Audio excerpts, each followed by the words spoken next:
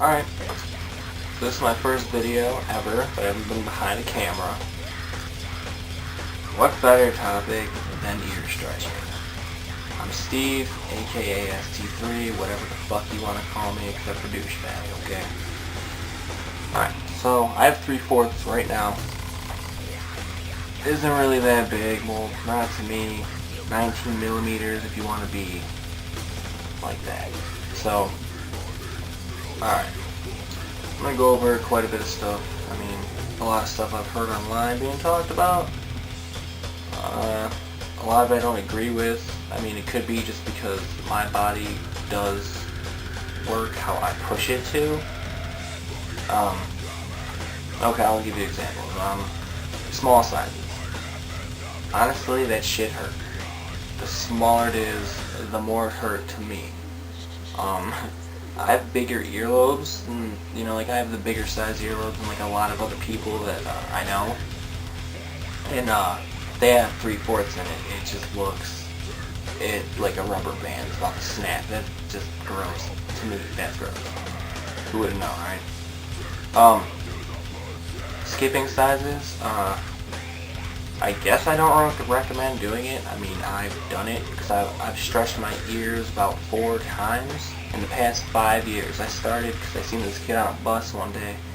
He had a 6-gauge acrylic Talon in his ear, and I thought that was fucking awesome.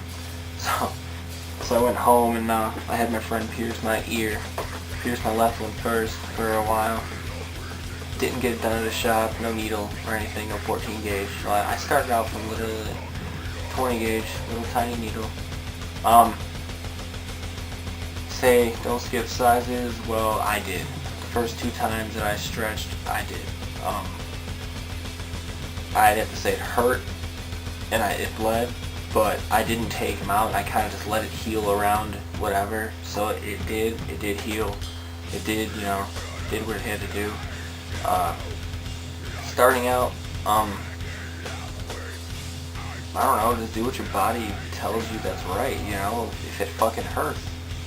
And it's not the good kind of pain or good stretch, don't do it. Or if you do, just downsize really quick or fully take it out. I did neither. Bigger sizes, once you get past like 7/16 or a 1/2 inch, I don't really think there's that much you have to really do with it unless you rip or tear your earlobe, because it's scar tissue all on the inside and it's skin on the outside. It's not open. So when people talk about like rubbing it down or like cleaning it with salt water, why do that when it's like skin? Then why don't you just do that shit to your hand every day? You know what I mean?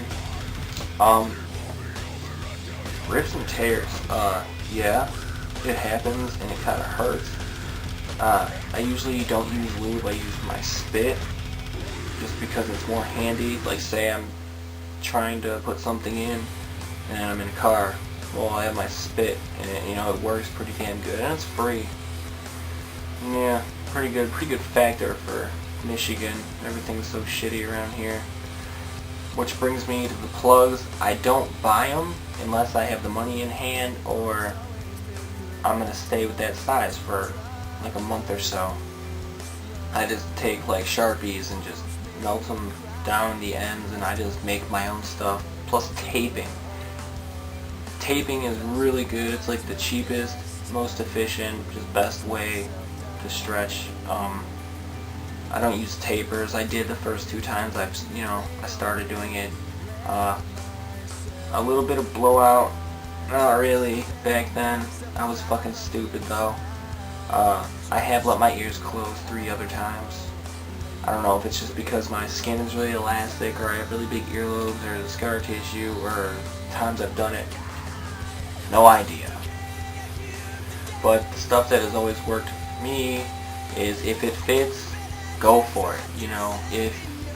If it goes in and it's like, you feel a lot of pressure, that's good. You don't want to feel like a ripping, stinging kind of feeling. You don't want to put your thumb on the back and see like a little ring of blood, which I know you've all have seen. The infamous bathroom scene when you're in there in the mirror and pop it on and you see a ring of blood and you're like, shit, now what? Now I've heard a lot about this point of no return kind of thing. Honestly, I don't really know what it would be. It just defeats the whole purpose of even stretching your ears in the first place. You know what I mean? Like, unless you're some business dude who wants to, like, be cool, you're going through midlife crisis and you think it would be, like, an awesome hobby or something, which is just really weird by itself, too. No. You know, you're gonna have the scar. Doesn't matter. Probably unless you stop at, like, a 2, then, you know, the skin will be touching all the way around and be the most normal it can be. I really don't intend for my ears to go down fully.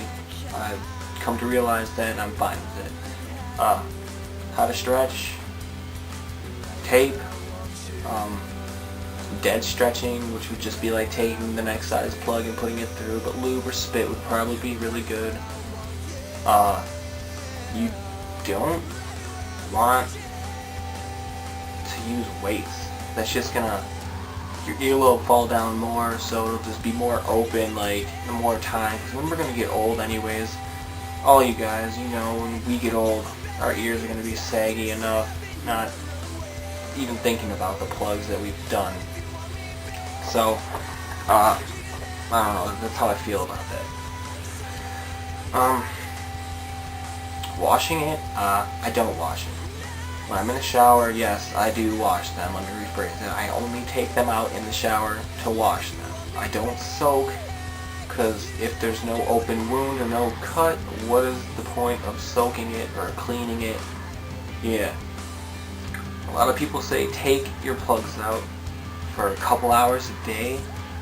Honestly, who the fuck can do that? I can't. If you can, message me. Tell me how the hell your ear stays open that long without shrinking a little bit. I don't know. Maybe I'm just lucky. Maybe all the scar tissue I've had just brings it down. Scar tissue and blowouts. You're gonna have scar tissue. The art of it is just how well you can hide it, I guess.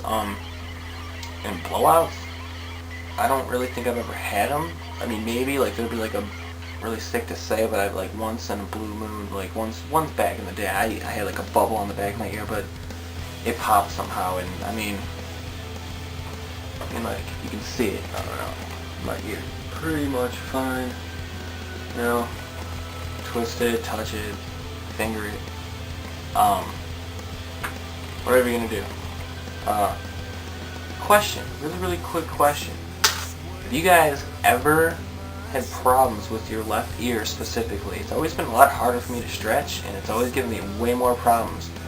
So yeah, if you have any info on that, tell me. Oh, another thing is shit. Oh my god. Oh. Now I forgot. Alright. Finally figured out what the fuck I was gonna say. I was gonna say when it's cold outside, like, your ears are more reluctant to, like, crack and get, like, really dried out and stuff, which you know, catches me off guard because I was never really used to my ears giving me too much of a problem. But like, yeah, I wear, like, the hat with the flaps and, like, the fur and everything, so I mean, I keep my ears really good, pretty much. Alright, so yeah, that's pretty much it. Like, tell me what you think, comment, subscribe, what the fuck ever. There's gonna be a lot more vlog videos. I think I really like this vlogging thing. I like watching myself on camera. It's pretty funny. Pretty funny. It's good shit. Yeah. So